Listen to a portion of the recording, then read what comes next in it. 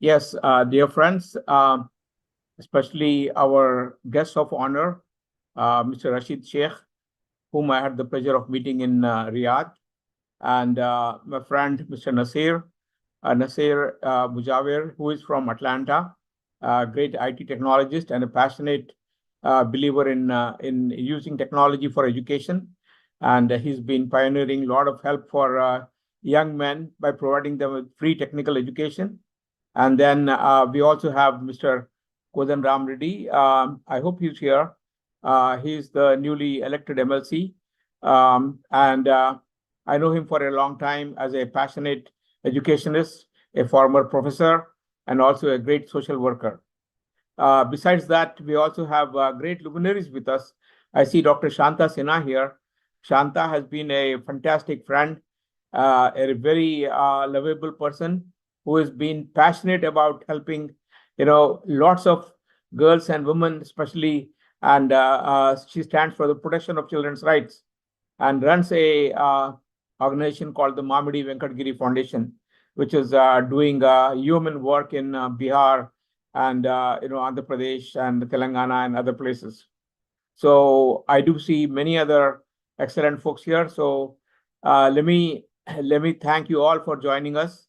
What we are trying to do is to give you some ideas about what we are doing and also to thank our kids and to appreciate their work. They have put in 90% attendance to be eligible for getting the certification, and besides also taking care of the coursework. So what does NEIEA stand for? This is a revolution in the making, an educational revolution. We see that, lots of dreams that we have not been translated into real life. We see that many children still suffer from the pangs of non-education, from the pangs of poverty, from inequity, and what we stand for is to overcome those odds.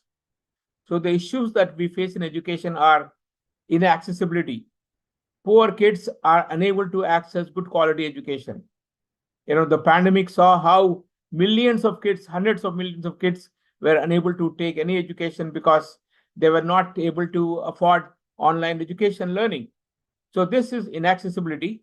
And then we also have inclusivity, in our country where we have got casteism, where we have got tribalism, we have got poverty, we have got religious discrimination. There is an inclusive factor that is required for everybody to step into it. So we are trying to nurture this by making this absolutely invitational for people who have been left out. The deprived students, the orphans, the poor kids here, the madrasa kids. So that's what inclusivity is. And then equity is something that we are trying to foster by making this platform absolutely free to all kids here. This is our way of contribution and saying that, we will provide good quality education at no cost.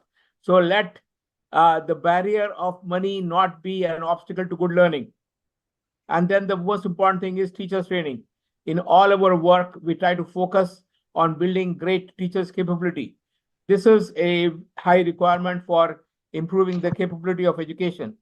This all nurtures the quality of education. Next, please. So towards meeting these issues here, we have used a pedagogy called discourse-oriented pedagogy. Pedagogy, as you understand, is something that shows the way of teaching, the approach to learning, to education. And we had with us a fantastic pedagogy expert, Dr. K.N. Anandan, who was able to bring to our attention the discourse-oriented pedagogy that he has fashioned. So we are using this in all our works.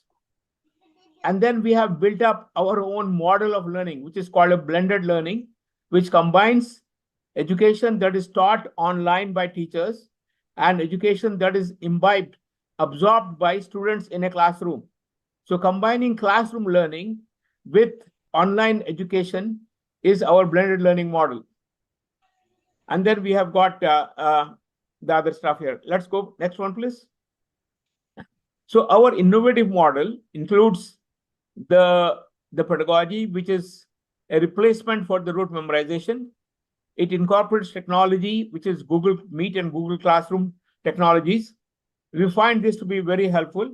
And from my experience in New York, these were widely used, and we are adapting them very well. And we have a great technologist here, Farah Khan, who will explain to you this one here. Then we have got the equitable and the inclusive factors that I discussed earlier. So we are trying to ensure that every single person is able to get the education that they deserve here. And our learning model has got these two components. One is the education in the classroom, and the education which is done for individuals. So individual learning is remote learning. All individuals who are not even sitting in a classroom, but students who come back home can access learning using their smartphones. So this way, we are using digital skill acquisition, where technology is enabled to help us put many things together and do it very effectively. Next one, please. Yeah. So the role of the lead center is creating the lessons required to teach. There is a team of pedagogists, subject experts. They combine together and they evolve these lessons. So lead center is like the fulcrum. Secondary schools are those schools that need help. We are reaching out to maximum number of secondary schools, poor schools, madrasa schools, various institutions like Rainbow, which cater to orphans, and any schools that are going to come to us and say we need your help, we are most happy to provide them with that help here. So these are the secondary schools that we connect, and we tell them that you need to have an IT infrastructure to enable us to teach you. IT infrastructure is where we have got a large screen, and then we have got internet, and then we have got the microphone for students to interact. So this way we are able to teach. And the person who is teaching is the mentor teacher. Mentors are highly capable people, experienced people, subject specialists. They know technology, they know pedagogy. And the coordinator is the person inside the classroom. The person is sitting there watching how the students are behaving, taking their attendance, passing on the homework given to them by the mentor teacher, supplying them with learning materials. So they work in tandem. So there has to be a synergy between the coordinator sitting in the classroom and the mentor teacher sitting wherever they are, and then teaching them through the screen or through the LED screen there. The operational review that what we have incorporated is that we teach on a continuous basis. We teach live classes. We teach them from 6 a.m. until 10 p.m. in the night. So we are trying to make them very learner-centric. And we try to see that every class has got around 50 students. So we have got a number of mentors doing this. Next one, please. So these are the courses we are offering. Our focus is not to make the students jump for the exams. We are not an exam-centered institution. We are a foundational learning institution. Without a foundation, there is no education possible. So we stress a lot on foundation. And for that, we have got multiple courses: English foundational level course, English beginners level course, English preparatory exam course for the NIOS. Likewise, for the math courses here. And then we have got science beginners course, computer learning courses, data entry courses. So all these are fashioned to make students, strong in computer skills, in basic English, basic math, and then also help them pass the 10th exam. Regarding technology, I'll pass it on to